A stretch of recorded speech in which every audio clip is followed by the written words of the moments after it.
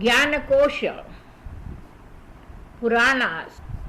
सर्गच्च प्रतिसर्गच्च वंशो मन्वन्तराणि च वंशानुचरितं चैव पुराणं पञ्चलक्षणम्.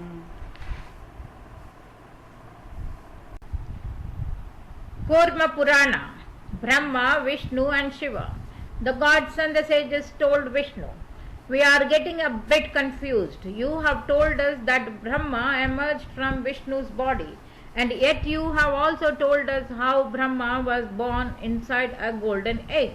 Which of these is the correct account? Then again you have told us that Shiva was born from one of the Brahma's tears, but we have sometimes heard otherwise. Which is right? Please remove this confusion." "There is no confusion," replied Vishnu. "Let me explain it for you. Brahma was born from the golden egg right at the beginning, at the time of the original creation. But at the end of every kalpa, there is a minor destruction, when all living beings other than Brahma, Vishnu and Shiva die. When the destruction is over, creation has to start afresh. At the end of the last kalpa, there was water everywhere in the universe. The heaven, the earth and the underworld were all flooded with water. There were no gods and no sages. Only the great Vishnu slept on the water. He had 1,000 hoods, 1,000 eyes, 1,000 arms and 1,000 feet. This was his form of Ananta, the snake Naga. The Kurma Purana completely identifies Vishnu with Ananta. More commonly, the Purana states that the snake Ananta was the son of Kadru and the sage Kashyapa. He pleased Brahma through his prayers and obtained from Brahma the boon that he would be permitted to hold up the earth on his hood. The Kalika Purana specifically states that at the time of destruction, Vishnu and Lakshmi rest on Ananta's central hood. The Vishnu Purana adds the information that Ananta was one of Balarama's avatars. The names Shesha, Vasuki and Ganesha are often used synonymously with Ananta. While Vishnu thus slept on the water, a wonderful lotus sprouted from his navel. The lotus was gigantic and shone like the sun. Its fragrance spread in all directions. Brahma appeared inside the lotus. Since Padma means lotus and Yoni means place of birth, Brahma is also known as Padma Yoni. Brahma saw Vishnu sleeping on the water and woke him up. "Who are you?" asked Brahma. "I am Vishnu," replied Vishnu. "I am the origin of everything that will be there in the universe is inside my body." "Is that really so?" asked Vishnu. "Let me see."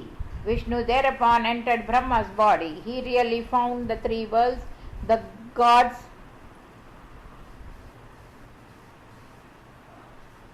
the demons and the humans inside Brahma's stomach and was greatly surprised. He emerged from Brahma's mouth and told Brahma, "What I have seen inside your body is truly wonderful, but I too can show you many worlds inside my body.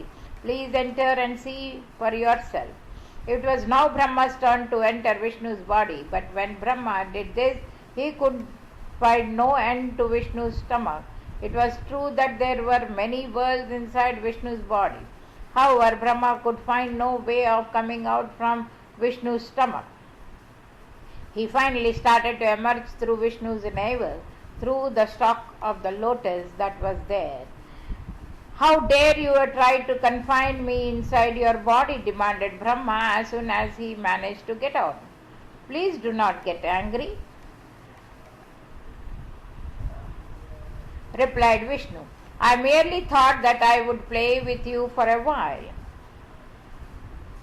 Otherwise, it is inconceivable that anyone should dare to confine the great Brahma. Please pardon me, and as a token of your pardon, please grant me the boon that henceforth you will be known as my son. After all, you did emerge from a lotus that grew out of my navel. Agreed, said Brahma. Let us make peace. After all, there is no one else who are the lords of everything. We are parts of the Brahman. Please do not forget Shiva, responded Vishnu. Your words will anger him and bring about your undoing. While the two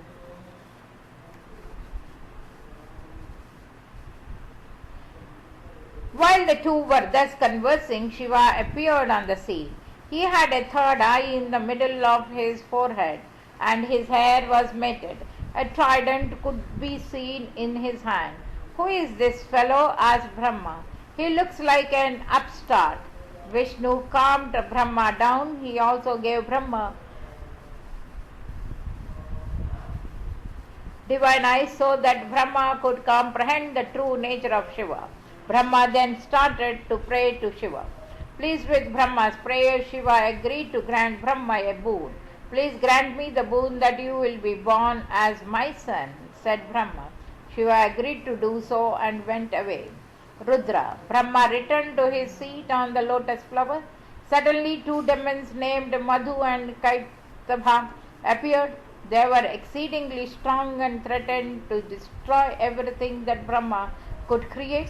Brahma therefore requested Vishnu to kill these two demons. Vishnu created two beings from his own body, and these two beings killed the demons. The Madhu and Kaitava story is given in the greater detail in other Puranas, such as Kalika Purana. While Vishnu was sleeping, the two demons were born from his ears. One of them desired to have some honey as soon as he was born. Since the word for honey is Madhu, he came to be known as Madhu. The other one looked like an insect. Since the word for insect is Kita, he came to be known as Kaitava. These brothers attacked Brahma, and Vishnu had to fight with them so as to rescue Brahma. The fight went on for 5,000 years before Vishnu could kill them. After the demons were killed, the fat Medha from their body formed the earth. That is the reason why the earth is known as Medhini. After Madhu and Kaitava had been killed, Brahma could start to create. He first created through his mental powers the sons whose names have earlier been mentioned. Since Shiva had promised that he would be born as Brahma's son, Brahma decided to perform tapasya so as to accomplish this. He prayed for many years, but nothing happened. In utter frustration, Brahma began to cry. The ghosts, Bhuta and Preta, were born from these tears. Brahma was so disgusted, all having created these awful creatures, that he committed suicide. It was then that Shiva was born from Brahma's mouth, and Brahma revived. You will have noticed the contradiction. Earlier it had been stated that Shiva was born from a teardrop, and there had been no mention of Brahma's suicide. The suicide is not mentioned in other Puranas either, nor is there any mention of Shiva or Rudra being born from a teardrop. In the Vishnu Purana, he suddenly appeared in Brahma's lap. In the Padma Purana, he was born from Brahma's furrowed brows. The baby started to cry as soon as he was born. Don't cry, said Brahma. Since you cried when you were born, you will be known as Rudra. The Kurma Purana is not specific on why the baby cried. The other Puranas state that the baby cried for the want of a name. Brahma therefore gave the boy the name of Rudra, as the word Rab means to cry. The boy continued to cry, and Brahma gave him several other names as well. The Puranas, however, disagree about what these various names were. In addition to Rudra, Brahma gave the boy the names of Bhuva, Sarva, Ishana, Pashupati, Bhima, Ugra, and Mahadeva. In these 8 different forms, Shiva was to live in the sun, the water, the sky, the fire, the wind, the trees, the bodies of Brahmanas, and the moon.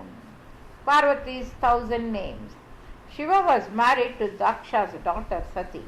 Sati died and was reborn as Parvati, the daughter of Himalaya and his wife Mena.